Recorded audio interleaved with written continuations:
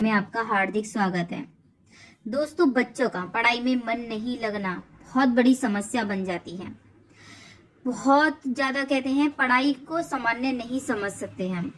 दोस्तों, बहुत पैसा लगता है बच्चों को पढ़ाने के लिए और जब बच्चे नहीं पढ़ते हैं तो वहीं दिल दुखने लगता है। तो क्या करें, किस तरह से बच्चे को पढ़ाएं, आज मैं उसी टॉपिक पे बात करूंगी। दोस्तों, वीडियो उपयोगी लगे तो लाइक सब्सक्राइब जरूर करिएगा। जो आगे वीडियो मिलती रही कमेंट में जय माँ लक्ष्मी जरूर लिखिएगा।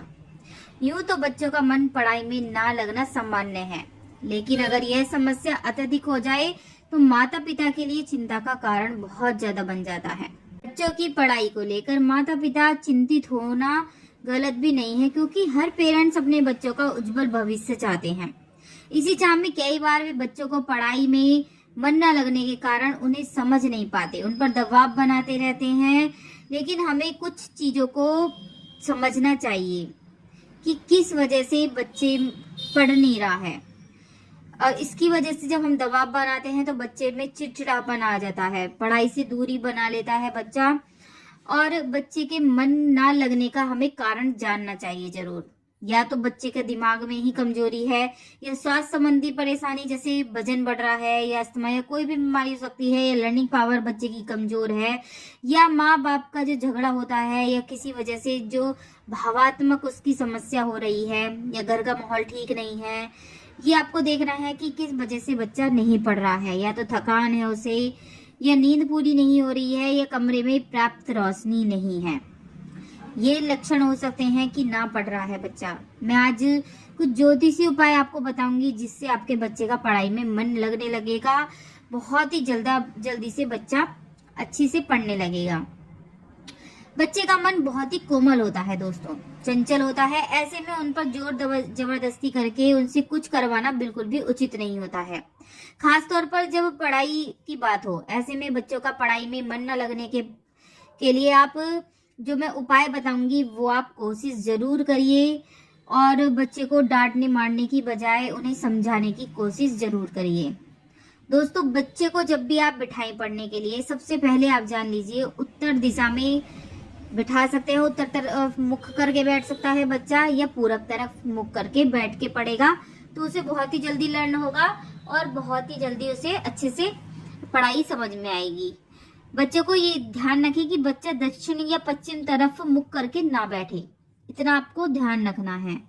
बच्चों, अब अगर आप मान लो पीटीएम में गए हैं, दोस्तों क्या करते हैं, पीटीएम में जाते हैं, बच्चे को टीचर ने बताया वहीं मारना पीटना आरंभ कर देते हैं। वो आपको नहीं करना है।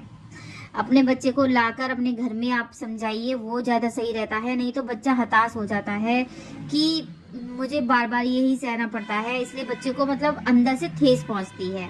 तो कभी भी बच्चे को पीटीएम में मारने की कोशिश ना करें, उसे अलग से लाकर घर पे आप समझाएं तो बच्चा अवश्य ही पढ़ेगा। और दोस्तों, क्या करना है आपको, सूर्य देवता को, बच्चे को जल्दी उठ जाते हैं बच्चे, सुबह जल्दी नहा लेते हैं, तो आदत डालिए कि सूर्य देवता को जल चढ़ाएं। बहुत ज्यादा लाभ देखने को मिलते हैं दोस्तों। हर बच्चे को इतना थोड़ा होना चाहिए कि पूजा पाठ में बच्चे का मन थोड़ा सा लगे, क्योंकि शुरू से ही माँ बापों को इस तरह से आदत डालनी चाहिए। मतलब कुछ गलती जो कर रहे हैं बच्चे ना पढ़ने की, उसमें थोड़ा बहुत हमारा भी योगदान रहता है, जिससे बच्चे नहीं पढ़ रहे होते हैं। कहीं ना कहीं हमारी भी गलतियां होती हैं। बच्चे को दूसरे बच्चों से तुलना करना, ये आपको बिल्कुल भी नहीं करना है। बच्चे की नींद पूरी हो, इसका भी आपको पूरा ध्यान रखना है। 8 से 10 घंटे की नींद बच्चे के लिए जरूरी होती है कम से कम। अगर बच्चा एक्सरसाइज करे तो बहुत अच्छी बात है। एक्सरसाइज करने से जो होता है दोस्तों, उसको हेल्दी रूटीन जो होता है उसका बहुत ही अच्छे से हो जाता है। तो अगर वो कर सकता है एक्सरसाइज, जरूर करवाइए थोड़ी बहुत एक्सरसाइज। और दोस्तों, क्या करना है आपको, सरस्वती चालीसा जो है, सरस्वती चालीसा अपने जैसे शाम का टाइम हुआ, थोड़ी सी देर, जैसे आप पूजा पाठ करते हैं, जोत बत्ती करते हैं, उस टाइम पे मैंने कहा है कि उस टाइम पे बच्चे को पढ़ना नहीं चाहिए। तो उस टाइम थोड़ा सा देर आपको सरस्वती चालीसा आप अपने डेस्क पर लगा दीजिए या टीवी पर लगा दीजिए। उससे कहिए, चाहे आप वो बोले नहीं लेकिन थोड़ा सा सुने। सरस्वती चालीसा रोज सुनाए अपने बच्चे को। आप देखेंगे कि कुछ ही समय में आपको, कुछ ही दिन में आपको चमत्कार देखने को मिलेंगे। आपको कुछ नहीं करना है, ना मारना है ना पीटना है, बस छोटे छोटे जो उपाय हैं अगर आप कर लेते हैं तो आपको विशेष लाभ होगा। दोस्तों बच्चे सभी के होते हैं, लेकिन उनको ढालना हर किसी की बात नहीं होता है। आप भी तनाव में मत रहिए, ना ही बच्चों को तनाव में रखिए। क्या हुआ था लॉक टाइम के समय, लॉकडाउन जब हुआ था तो उस समय बच्चे क्या कर रहे थे, मोबाइल में इन चीजों में लग गए थे, पढ़ाई की तरफ से ध्यान बिल्कुल हट गया था। तो ध्यान रखें, बच्चों का सुनिश्चित रखें टाइम, हर वक्त उन्हें मोबाइल नहीं देना चाहिए। इससे बच्चे का जो होता है माइंड वो खेल में ज्यादा जाता है। तो इस तरह से रखिए कि अगर आप ये वर्क करोगे तो तब मोबाइल मिलेगा थोड़ी देर के लिए, तब आप इस तरह से रखें। पूरे समय आपको मोबाइल बच्चों को नहीं देना है, बच्चों के साथ मारपीट नहीं करनी है, नहीं तो बच्चे भी डिप्रेशन में आ जाते हैं और जिद्दी बन जाते हैं। और टाइम टेबल आप सेट करके रखेंगे तो आप देखेंगे कुछ ही समय में, कुछ ही दिन में आपका बच्चा बहुत ही अच्छे से करने लगेगा। तो ये आगे तक की परेशानी होती है जो बनती चली जाती है, उन्हें मारना पीटना कोई वो नहीं है। अगर आप दोस्तों केसर ले आइए आप, या चांदी की कटोरी में थोड़ा सा केसर घोर के रखिए बच्चे के नाभि में, और मस्तिष्क पे आपको तिलक करना है। रोज आप तिलक करिए तो आप देखेंगे कि बहुत ही जल्दी चमत्कारिक फायदे आपको देखने को मिलेंगे। बहुत से बच्चों की क्या होती है दोस्तों, आदत होती है कि बेड पर ही बैठ जाते हैं पढ़ने। कभी भी बच्चों को बेड पर नहीं बैठने देना चाहिए। बच्चों को अलग से टेबल और कुर्सी लगानी चाहिए, जिससे बच्चे का थोड़ा सा इधर उधर दिमाग ना भटके। वातावरण देखना चाहिए कि वहां पर बच्चे और ना इकट्ठे हो रहे हो या कोई साउंड नहीं हो रही हो। इन चीजों का भी आपको ध्यान रखना है। आपको थोड़ा समय बच्चों के लिए जरूर निकाला है कि उनके साथ बैठ के उनकी पढ़ाई करवा सकें। इससे भी आपको बहुत ही ज्यादा लाभ मिलेंगे। मतलब मैंने हर चीज आपको बताई है कि किस तरह से आप बच्चों के साथ कर सकते हैं। मारना पीटना कोई जो कह रहे हैं ना परमानेंट इलाज नहीं होता है। अगर ये आप छोटे छोटे उपाय करवाते हैं तो आपको बहुत ही जल्दी आपको फर्क देखने को मिलेगा। मैंने आजमाया हुआ नुस्खा है, इसलिए मैं आपको बता रही हूँ, क्योंकि हमारे भी बच्चे हैं थोड़ा सा कर जाते हैं। तो इन चीजों से मतलब बच्चे क्या होते हैं, बहुत ही बड़बोला बन जाते हैं, उल्टा बोलने लगते हैं। तो इन चीजों पर भी बच्चों के बहुत असर पड़ेगा। अगर आप इस तरह से मेंटेनेंस लेके चलेंगे, आप मारेंगे पीटेंगे, वो आपको जवाब देंगे, तो ये चीजें बढ़ती चली जाएंगी। आगे तक के लिए आपके बच्चे बिल्कुल डल हो जाएंगे।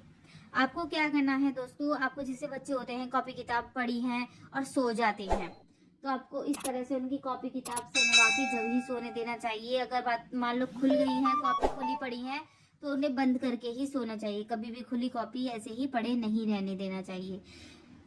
अगर एकाग्रता नहीं है बच्चे में, पढ़ने की एकाग्रता नहीं है, तो कहते हैं कि मोर का पंख यदि आप बच्चे के सिर पर लगाएं थोड़ी सी देर के लिए, उनकी एकाग्रता बढ़ती है। या फिर आप कॉपी में भी रख सकते हैं दोस्तों। कॉपी में भी रखने से मोर का पंख या मोर पंखी का पौधा जो आता है, आप उन चीजों को रखते हैं तो बच्चे का जो माइंड है वो पढ़ाई में बहुत ही जल्दी लगने लगता है। आप करके देखिए दोस्तों, बहुत ही अचूक उपाय हैं। डराने धमकाने मारने पीटने के अलावा ये अगर आप करते हैं तो आपके बच्चे का मन जरूर पढ़ाई में लगेगा। कभी भी चांदी का जो गिलास होता है उसमें पानी बच्चे को पीने को दें, उससे बहुत फर्क पड़ता है। अगर बच्चे का दिमाग बहुत ज्यादा तेज है, बहुत ज्यादा परेशान करता है बोलने चालने में कि भाषा उसकी बेकार है, तो आप जो बहुत गुस्सा है, गर्म है बच्चे का, तो आप जो मोती की अंगूठी है उसकी कंकी उंगली में पहनाए चांदी में बनवाकर, तो बहुत ही लाभ मिलेगा। दोस्तों वीडियो उपयोगी लगे तो लाइक सब्सक्राइब जरूर।